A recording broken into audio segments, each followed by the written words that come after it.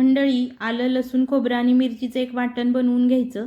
10 minute गरम पाण्यामध्ये soybean भिजवून घेतले होते, ते चांगले गच्च पिळून घ्यायचे. कुकरमध्ये फोडणीसाठी 2 चमचे तेल घेतलेलं आहे, त्यामध्ये जिरं, शहाजिरं घालायचं. काही खडे मसाले घालायचे, त्यामध्ये लवंग, मिरी, दालचिनी घालायचं. 2 तमालपत्राची पानं घालायची आणि तयार केलेलं वाटण घालून परतून घ्यायचं.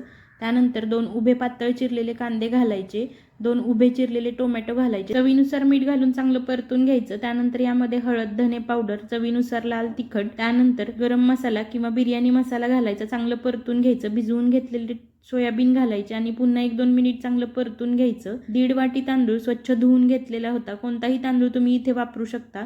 तो तांदूळ घालून चांगलं परतून घ्यायचं. तांदळाच्या दुप्पट म्हणजेच 3 वाटी गरम पाणी घातलेलं आहे. उकळी आली, झाकण लावून 2 ते 3 शिट्ट्या करून घ्यायच्या. तयार झाली सोयाबीनची बिर्याणी. नवरोबाने सांगितलं चिकन बिर्याणी सारखीच लागते. नॉनव्हेज खाणाऱ्याकडून ही कॉम्प्लिमेंट मिळणं म्हणजे खूप मोठी गोष्ट आहे.